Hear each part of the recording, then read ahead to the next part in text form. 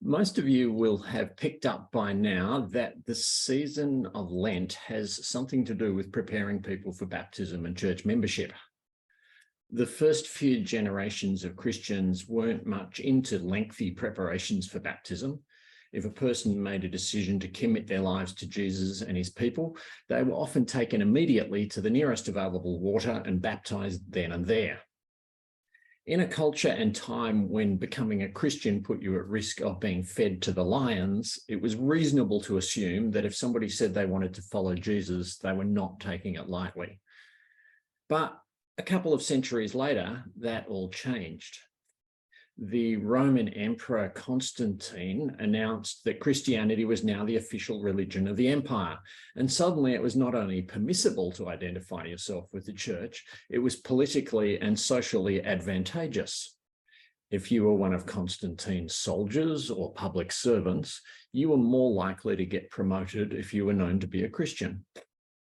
So suddenly the churches were being inundated with requests for baptism. And suddenly it was a whole lot harder to work out whether people were really wanting to commit themselves to the countercultural life of following Jesus in company with his people, or just wanting to position themselves more advantageously in the world's pecking order. So an already growing practice became all the more necessary. And that was to require a lengthy period of education and spiritual formation before baptism, in an effort to ensure that people knew what it meant and were fair income in their commitment to living it out. That process, known as the catechumenate, often lasted for a year or more, but it culminated in a particularly intense final 40 days, analogous to the 40 days that we heard about last week that Jesus spent in the desert being put to the test to see what he was really made of. This 40 days of intense fasting, self-examination, and prayer before the celebration of baptism and the Easter Vigil came to be observed as the season of Lent, and came to be seen as a chance for all of us to go back to the catechumenate, if you like, and to ask ourselves again whether we've got what it takes to be the people of God, the followers of Jesus. On each of the Sundays that break up this 40 days, we're confronted with challenging messages from the Bible about what it means to be a follower of Jesus. For some of us, the challenge of tonight's readings may be the most discomforting of all.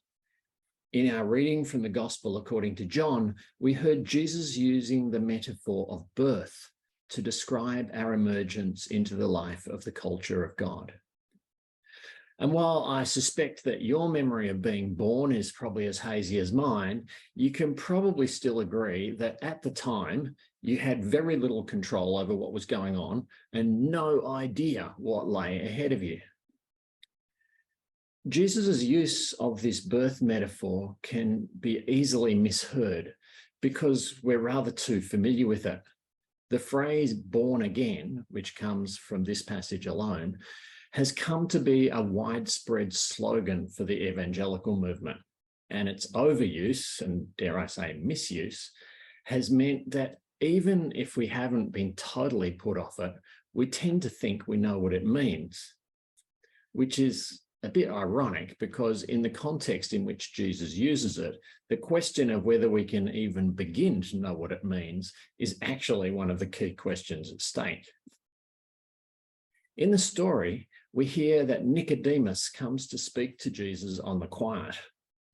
Nicodemus is a member of the devoutly religious and highly respected Pharisee party. And in those days, if anyone could be trusted to know what the Bible had to say about anything, it was the Pharisees. Nicodemus's opening line when he meets Jesus is, "Rabbi, we know blah, blah, blah. We Pharisees, we know." And although what he's claiming to know is quite positive and affirming of Jesus, his certainty that they already know who he is and what he's on about has already got Jesus challenging him.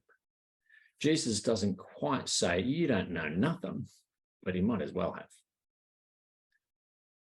And already that should be a warning to some of us evangelical Christians who have been prone to using this born again saying as a kind of slogan that always seems to presuppose that we know what it's about and who is and isn't truly born again.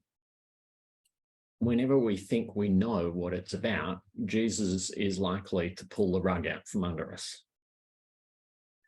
Part of the rug pulling here is that the phrase born again is only half a translation of what Jesus is reported to have said, and that hearing it only as born again is actually the mistake that Nicodemus makes.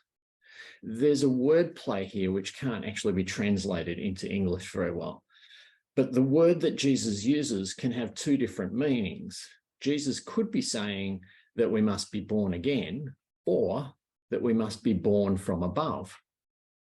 Nicodemus gets it wrong because he only picks up on the image of being born again and misses the imaginative possibilities which open up if Jesus is being deliberately ambiguous and actually meant both.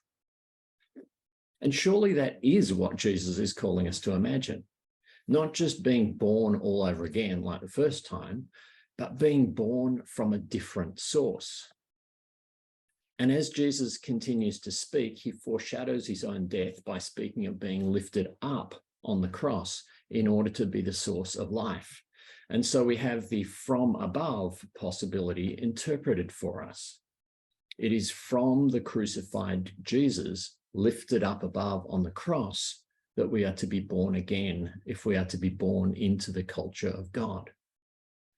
And the language used, being born of water and spirit, is clearly language which would have called to mind the image of baptism for the early Christian community to who this account was written. Now, we could spend a lot of fruitful time exploring what it means to draw our life from the Christ who is lifted up to die and how this is portrayed in baptism, and that would be well worth doing, but it'll have to wait for another sermon. I want to stick with this question of what it means to speak of this as an experience of birth. Even though we are born from a different source, Jesus still points to the image of being born as a key to understanding what must happen to us. So what might that be telling us? Jesus points out some aspects of what it might mean when he speaks of the wind blowing where it will, beyond our control and our comprehension, and says that it is the same with those who are born of the Spirit. Birth is like that, beyond our control and beyond our comprehension. That's true even for the parents. I remember at Acacia's birth that one of the most striking aspects of my experience was that of the impossibility of taking any kind of control. Neither I nor Margie could exercise much control over what was happening. We could complicate things and create problems if we resisted what was going on or tried to take control of it. But the only positive things we could do were trying to get in tune with what was going on and cooperate as best we could. Now, if that's what it's like for the parents, how much more so must it be for the baby being born? We parents could at least read up and go to classes beforehand to know as much as possible about what was going to happen. But for the baby, presumably it's a total mystery. If you remember the story we heard about Abraham in our first reading, you realize that we can't take the sting out of this challenge by assuming that the unpredictability only relates to some kind of spiritual consequences, you know, like whether God will want to get you up earlier in the mornings to pray or something like that. This second birth doesn't come much more life-changing than it did for Abraham. And as Paul makes clear, Abraham is one of the key figures whose footsteps we are following in if we take this life of faith seriously. God called to Abraham and said, get up and leave your country, your relatives, and the family of your parents and move to the land that I will show you. Abraham's not even told what land it will be or what it's like. It's just get up and make tracks and you'll find out what it all means as it unfolds. Just trust me. It's almost like the baby's experience of being pushed out of the womb, ready or not. You'll find out when you get there.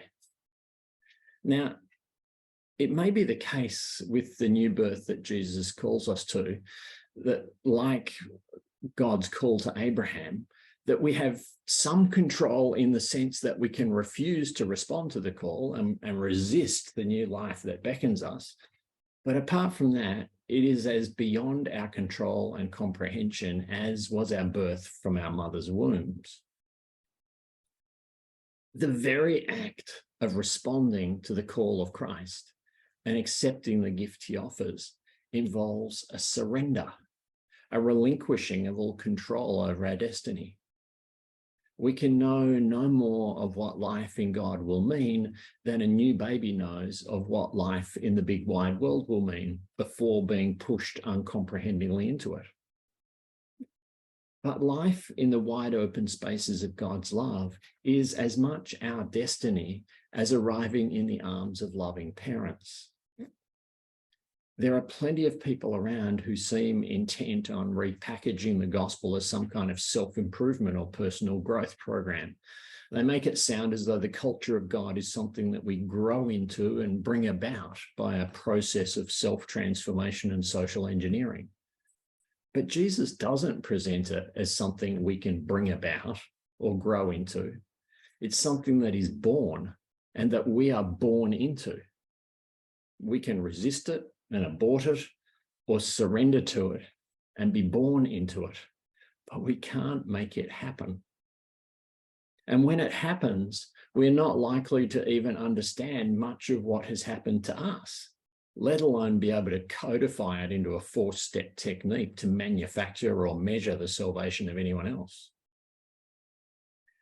Now, recognize that what I'm saying here about the uncomprehendingness of this could be construed as an argument in support of infant baptism. And while that's not what I'm intending to do, I recognize that one of the reasons for it is the impulse or desire of new parents to utilize some sort of religious ritual to mark and celebrate the birth of a child.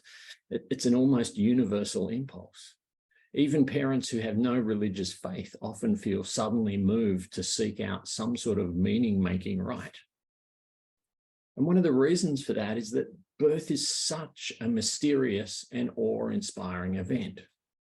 Whether the birth experience is smooth and trouble-free or complicated and traumatic, there's something deeply primal and sacred about this uncontrollable birthing of a new life.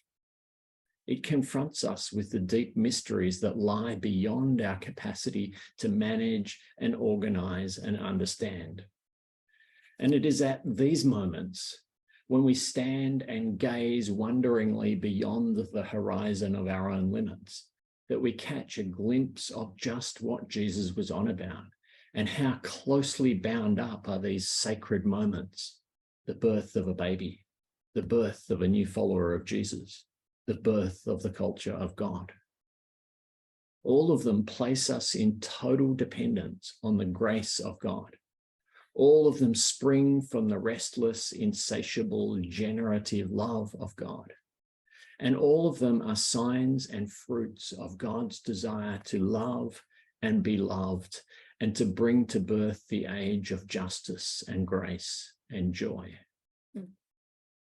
One of the reasons that we don't baptize babies, even though we recognize the symbolic connection between baptism and birth, is that it would so easily delude us into thinking that we can predict and take control of the pathway ahead of the child, into thinking that if we pray hard enough and work hard enough and love hard enough, or even perform the right rituals, that we can ensure that the child will grasp her destiny of a life lived in Christ.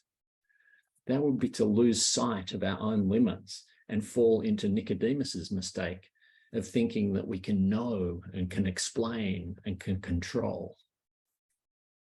Instead, we are called to relinquish our pretensions and surrender ourselves to the birth pangs of the new world that is being born of water and spirit to the glory of God. For most of us here, it is some years since we took the plunge and were born from the baptismal pool, entrusting our lives to the unknown future of God. Looking back now, most of us would probably say that if we could have seen some of what it was going to mean, we probably would have been even more uncertain and hesitant than we were. But most of us will also gladly renew our baptismal promises in the Easter Vigil, because the journey has been more than worth it. Perhaps it's just as well that we weren't warned about some of those consequences that might have put us off. Because as uncertain as this journey may be, the one into whose hands we have entrusted our lives is one who will stop at nothing, not even a tortured death, to ensure our safe birth and our ultimate well-being. So as you weigh up during this Lent, whether you will join us in recommitting yourself to a life led by the wind of God's Spirit, or to committing yourselves to it for the first time, understand that no one can tell you all that it will mean or where it will take you. It is simply a matter of putting your trust in Jesus, of entrusting your life into the hands of the one who will take you who knows where, but who is utterly committed to your best interests and has proved faithful to generations of Spirit-led people before you.